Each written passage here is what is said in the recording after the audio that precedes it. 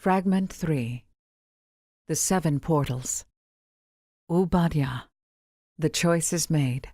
I thirst for wisdom.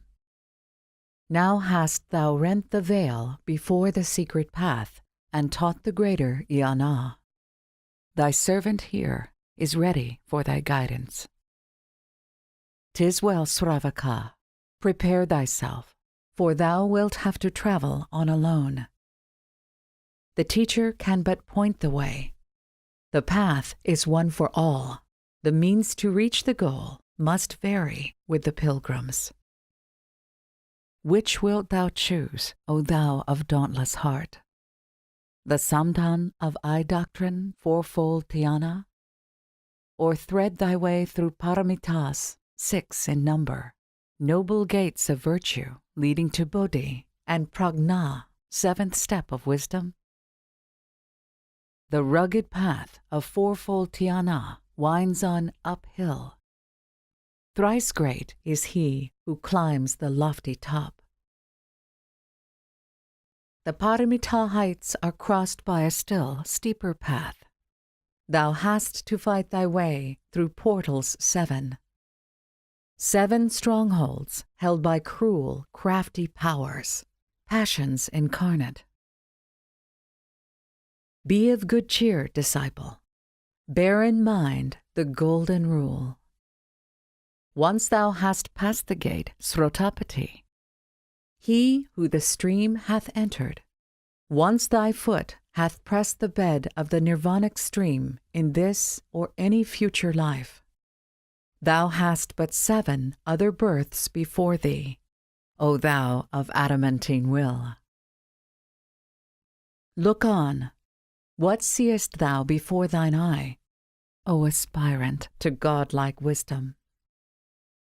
The cloak of darkness is upon the deep of matter. Within its folds I struggle. Beneath my gaze it deepens, Lord. It is dispelled beneath the waving of thy hand. A shadow moveth, creeping like the stretching serpent coils. It grows, swells out, and disappears in darkness. It is the shadow of thyself outside the path, cast on the darkness of thy sins. Yea, Lord, I see the path, its foot in mire, its summits lost in glorious light nirvanic. And now I see the ever-narrowing portals on the hard and thorny way to Jnana. Thou seest well, Lanu. These portals lead the aspirant across the waters on to the other shore. Each portal hath a golden key that openeth its gate. And these keys are: 1. Dana, the key of charity and love immortal. 2. Shila, the key of harmony in word and act, the key that counterbalances the cause and the effect, and leaves no further room for karmic action. 3. Shanti, patience sweet that naught can ruffle. 4. Virag, indifference to pleasure and to pain, illusion conquered, truth alone perceived. 5. Vidya, the dauntless energy that fights its way to the supernal truth out of the mire of lies terrestrial. 6. Dhyana, whose golden gate, once opened, leads the Narjol toward the realm of Sat eternal and its ceaseless contemplation. 7. Prajna, the key to which makes of man a god, creating him a bodhisattva, son of the Dhyanis. Such to the portals are the golden keys. Before thou canst approach the last, O weaver of thy freedom, thou hast to master these paramitas of perfection, the virtues transcendental 6 and 10 in number, along the weary path. For, O disciple, Before thou wert made fit to meet thy teacher face to face, thy master light to light, what wert thou told? Before thou canst approach the foremost gate, thou hast to learn to part thy body from thy mind, to dissipate the shadow, and to live in the eternal. For this thou hast to live and breathe in all, as all that thou perceivest breathes in thee, to feel thyself abiding in all things in self.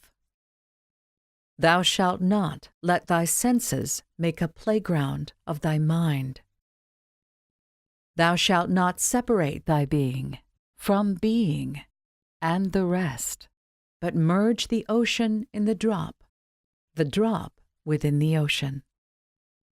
So shalt thou be in full accord with all that lives, bear love to men as though they were thy brother pupils, disciples of one teacher, the sons of one sweet mother.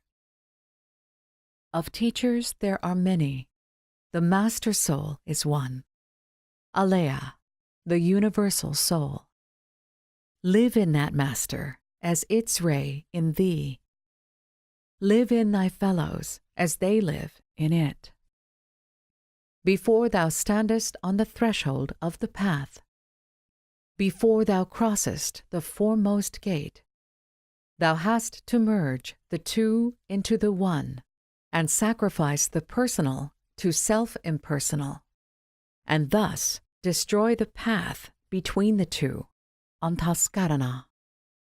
Thou hast to be prepared to answer dharma, the stern law, whose voice will ask thee at thy initial step.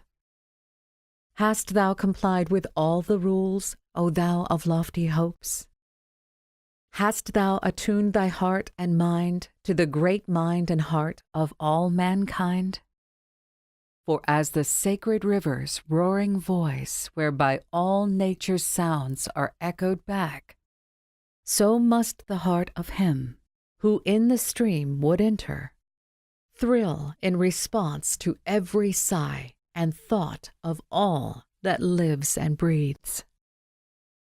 Disciples may be likened to the strings of the soul-echoing vina, mankind, unto its sounding board, the hand that sweeps it to the tuneful breath of the great world soul. The string that fails to answer neath the Master's touch in dulcet harmony with all the others breaks and is cast away. So the collective minds of Lanu Sravakas. They have to be attuned to the Upadhya's mind, one with the Oversoul, or break away. Thus do the brothers of the shadow, the murderers of their souls, the dread Dagdukpa clan. Hast thou attuned thy being to humanity's great pain, O candidate for light? Thou hast? Thou mayest enter. Yet, ere thou settest foot upon the dreary path of sorrow, 'tis well thou shouldst first learn the pitfalls on thy way. Armed with the key of charity, of love, and tender mercy, thou art secure before the gate of Dana, the gate that standeth at the entrance of the path. Behold, O happy pilgrim, the portal that faceth thee is high and wide, seems easy of access. The road that leads therethrough is straight and smooth and green. 'Tis like a sunny glade in the dark forest depths, a spot on earth mirrored from Amitabha's paradise. There nightingales of hope and birds of radiant plumage sing, perched in green bowers, chanting success to fearless pilgrims. They sing of Bodhisattva's virtues 5, the 5-fold source of Bodhi power, and of the 7 steps in knowledge. Pass on, for thou hast brought the key, thou art secure. and to the second gate the way is verdant too, but it is steep and winds uphill, yea, to its rocky top. Grey mists will overhang its rough and stony height, and all be dark beyond. As on he goes, the song of hope soundeth more feeble in the pilgrim's heart. The thrill of doubt is now upon him. His step less steady grows. Beware of this, O candidate. Beware of fear that spreadeth. Like the black and soundless wings of midnight bat, between the moonlight of thy soul and thy great goal that loometh in the distance far away. Fear, O disciple, kills the will and stays all action. If lacking in the Shila virtue, the pilgrim trips, and karmic pebbles bruise his feet along the rocky path. Be of sure foot, O candidate. In Shanti's essence bathe thy soul, for now thou dost approach the portal of that name, the gate of fortitude and patience. Close not thine eyes, nor lose thy sight of Dorji. Mara's arrows ever smite the man who has not reached Viraga. Beware of trembling. 'Neath the breath of fear, the key of Shanti rusty grows. The rusty key refuseth to unlock. The more thou dost advance, the more thy feet pitfalls will meet. The path that leadeth on is lighted by one fire, the light of daring burning in the heart. The more one dares, the more he shall obtain. The more he fears, the more that light shall pale, and that alone can guide. For as the lingering sunbeam that on the top of some tall mountain shines is followed by black night when out it fades, so is heart light. When out it goes, a dark and threatening shade will fall from thine own heart upon the path, and root thy feet in terror to the spot. Beware, disciple, of that lethal shade. No light that shines from spirit can dispel the darkness of the nether soul, unless all selfish thought has fled therefrom, and that the pilgrim saith, I have renounced this passing frame. I have destroyed the cause. The shadows cast can, as effects, no longer be. For now, the last great fight, the final war between the higher and the lower self, hath taken place. Behold, the very battlefield is now engulfed in the great war, and is no more. But once that thou hast passed the gate of Shanti, step the third is taken. Thy body is thy slave. Now for the fourth prepare, the portal of temptations which do ensnare the inner man. Ere thou canst near that goal, before thine hand is lifted to upraise the fourth gate's latch, thou must have mustered all the mental changes in thyself and slain the army of the thought sensations that, subtle and insidious, creep unasked within the soul's bright shrine.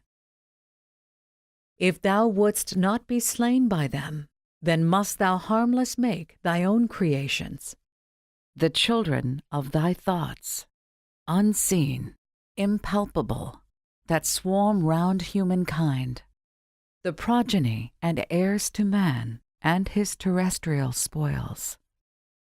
Thou hast to study the voidness of the seeming full, the fullness of the seeming void. O fearless aspirant, look deep within the well of thine own heart and answer. Knowest thou of self the powers, O thou perceiver of external shadows? If thou dost not, then art thou lost. For on path forth, the lightest breeze of passion or desire will stir the steady light upon the pure white walls of soul.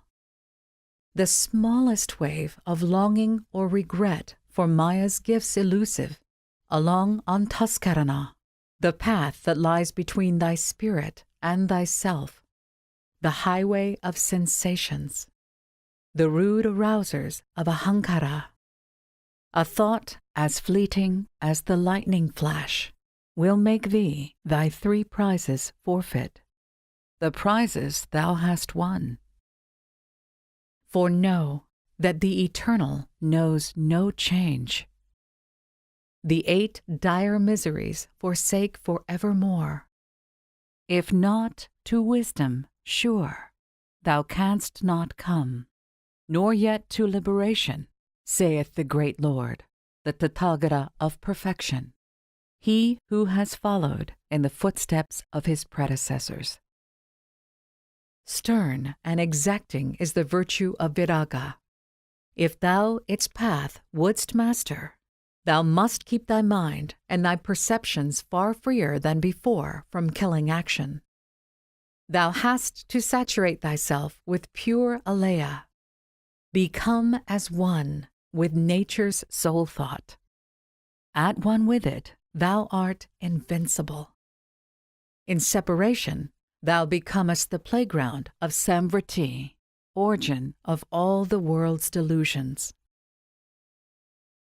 All is impermanent in man except the pure bright essence of Aleya. Man is its crystal ray, a beam of light immaculate within, a form of clay material upon the lower surface. That beam is thy life guide and thy true self, the watcher and the silent thinker, the victim of thy lower self. Thy soul cannot be hurt but through thy erring body. Control and master both, and thou art safe when crossing to the nearing gate of balance. Be of good cheer, O daring pilgrim, to the other shore. Heed not the whisperings of Mara's hosts. Wave off the tempters, those ill-natured sprites, the jealous Lamayin in endless space. Hold firm. Thou nearest now the middle portal, the gate of woe, with its 10,000 snares. Have mastery o'er thy thoughts, O striver for perfection, if thou wouldst cross its threshold. Have mastery o'er thy soul, O seeker after truth's undying, if thou wouldst reach the goal. Thy soul gaze center on the one pure light, the light that is free from affection, and use thy golden key. The dreary task is done, thy labor well nigh o'er. The wide abyss that gaped to swallow thee is almost spanned. Thou hast now crossed the moat that circles round the gate of human passions. Thou hast now conquered Mara and his furious host. Thou hast removed pollution from thine heart and bled it from impure desire. But, O thou glorious combatant, thy task is not yet done. Build high, Lanu, the wall that shall hedge in the holy isle, the dam that will protect thy mind from pride and satisfaction at thoughts of the great feat achieved. A sense of pride would mar the work. Aye, build it strong, lest the fierce rush of battling waves that mount and beat its shore from out the great world Maya's ocean swallow up the pilgrim and the isle, yea, even when the victory's achieved. Thine isle is the deer, thy thoughts the hounds that weary and pursue his progress to the stream of life. Woe to the deer that is o'ertaken by the barking fiends before he reach the vale of refuge, Marga, path of pure knowledge named. Ere thou canst settle in Marga and call it thine, thy soul has to become as the ripe mango fruit, as soft and sweet as its bright golden pulp for others' woes, as hard as that fruit stone for thine own throes and sorrows, O conqueror of weal and woe. Make hard thy soul against the snares of self. Deserve for it the name of diamond soul. For as the diamond buried deep within the throbbing heart of earth can never mirror back the earthly lights, so are thy mind and soul, plunged in Marga. These must mirror not of Maya's realm elusive. When thou hast reached that state, the portals that thou hast to conquer on the path fling open wide their gates to let thee pass, and nature's strongest mights possess no power to stay thy course. Thou wilt be master of the sevenfold path, but not till then, O candidate for trial's passing speech.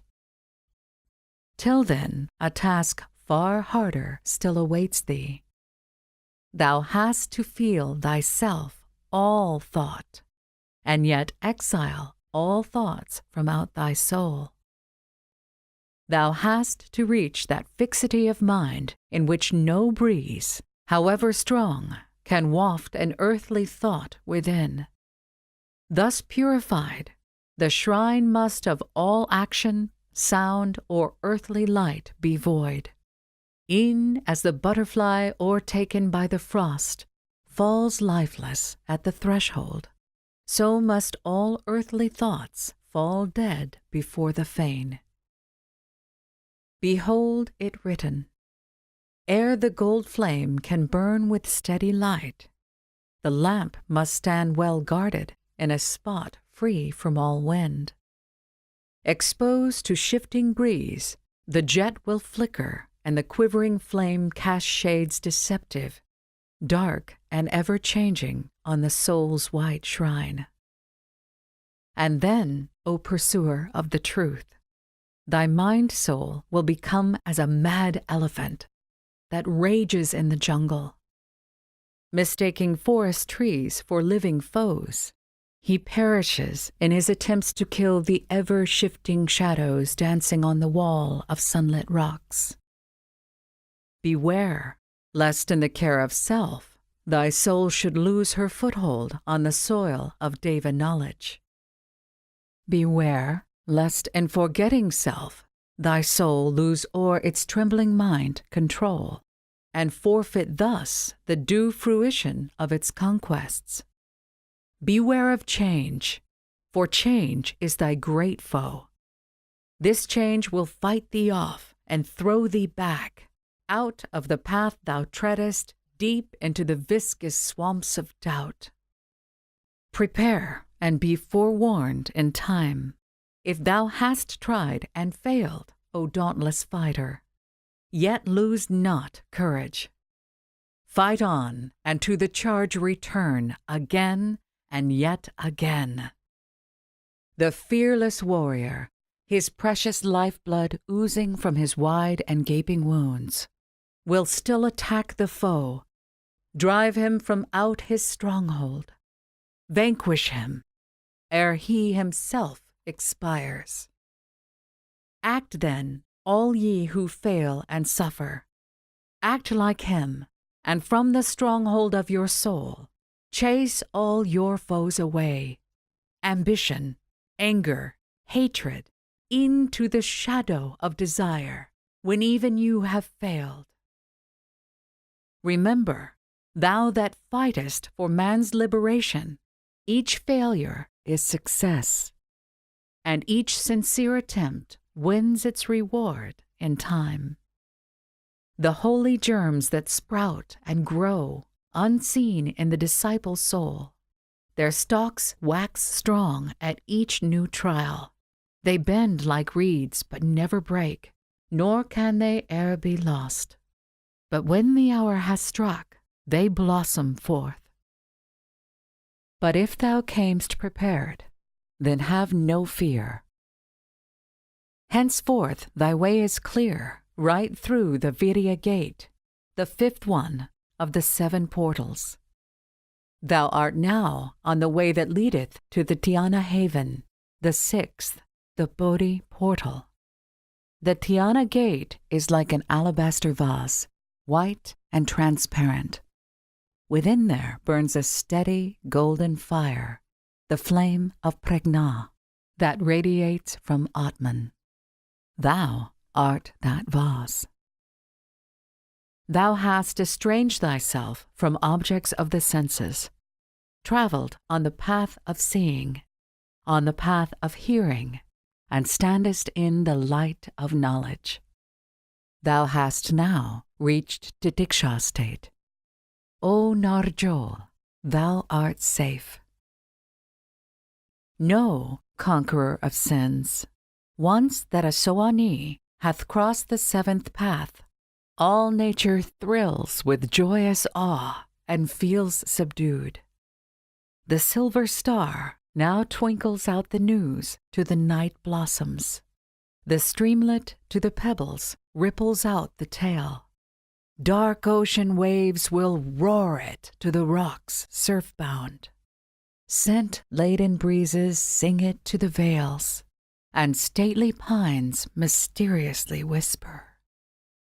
A master has arisen, a master of the day. He standeth now like a white pillar to the west, upon whose face the rising sun of thought eternal poureth forth its first most glorious waves. His mind, like a becalmed and boundless ocean, spreadeth out in shoreless space. He holdeth life and death in his strong hand. Yea, he is mighty, the living power made free in him.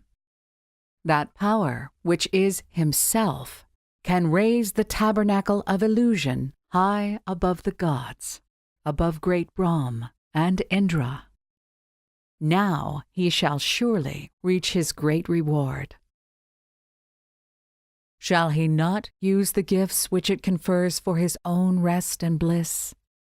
His well-earned weal and glory, he, the subduer of the great delusion?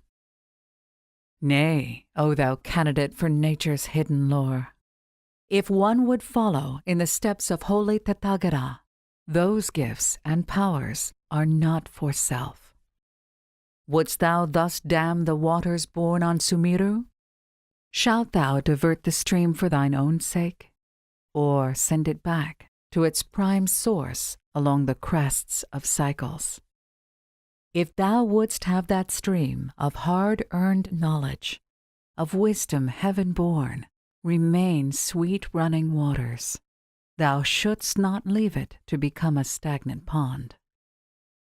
No, if of Amitabha, the boundless age, thou wouldst become co-worker, then must thou shed the light acquired, like to the bodhisattvas twain, upon the span of all 3 worlds. Know that the stream of superhuman knowledge and the Deva wisdom thou hast won must, from thyself, the channel of Alaya, be poured forth into another bed. Know, O Narjol, thou of the secret path, its pure fresh waters must be used to sweeter make the ocean's bitter waves, that mighty sea of sorrow formed of the tears of men. Alas, when once thou hast become like the fixed star in highest heaven, that bright celestial orb must shine from out the spatial depths for all, save for itself. Give light to all, but take from none. Alas, when once thou hast become like the pure snow in mountain vales, cold and unfeeling to the touch, warm and protective to the seed that sleepeth deep beneath its bosom. 'Tis now that snow which must receive the biting frost, the northern blasts, thus shielding from their sharp and cruel tooth the earth that holds the promised harvest, the harvest that will feed the hungry. Self-doomed to live through future kalpas, unthanked and unperceived by man, wedged as a stone with countless other stones which form the guardian wall. Such is thy future, if the seventh gate thou passest. Built by the hands of many masters of compassion, raised by their tortures, by their blood cemented, it shields mankind, since man is man, protecting it from further and far greater misery and sorrow. Withal, man sees it not, will not perceive it, nor will he heed the word of wisdom, for he knows it not. But thou hast heard it. Thou knowest all, O thou of eager, guileless soul. And thou must choose. Then hearken yet again. On Soan's path, O Srotapati, thou art secure. Aye, on that marga, where naught but darkness meets the weary pilgrim, where torn by thorns the hands drip blood, the feet are cut by sharp, unyielding flints, and Mara wields his strongest arms. There lies a great reward immediately beyond. Calm and unmoved, the pilgrim glideth up the stream that to nirvana leads. He knoweth that the more his feet will bleed, the whiter will himself be washed. He knoweth well that after 7 short and fleeting births, nirvana will be his. Such is the Dhyana path, the haven of the yogi, the blessed goal that Srotapatis crave. Not so when he hath crossed and won the Arihata path. There, klesha is destroyed forever, tanha's roots torn out.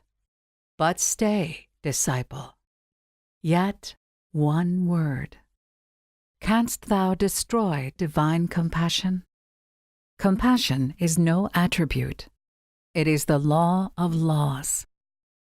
Eternal harmony, Alea's self, a shoreless, universal essence, the light of everlasting right, and fitness of all things, the law of love eternal.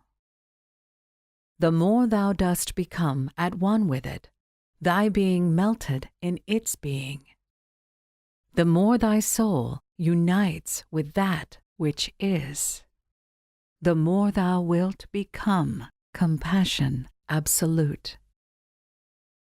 Such is the Arya path, path of the Buddhas of perfection. Withal, what mean the sacred scrolls which make thee say, Om, I believe it is not all the arhats that get of the sweet nirvanic path the sweet fruition. Om, I believe that the nirvana dharma is entered not by all the Buddhas. Yea, on the Arya path, thou art no more Srotapati, thou art a bodhisattva. The stream is crossed.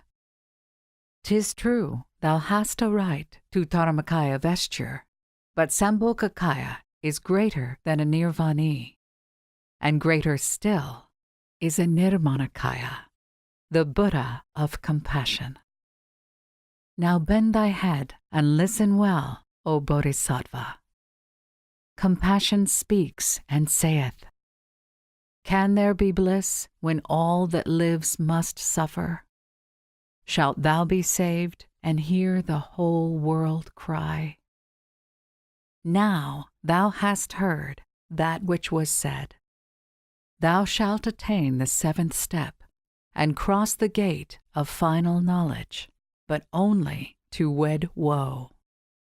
If thou wouldst be Tathagata, follow upon thy predecessor's steps. Remain unselfish till the endless end. Thou art enlightened. Choose thy way. Behold the mellow light that floods the eastern sky. In signs of praise both heaven and earth unite.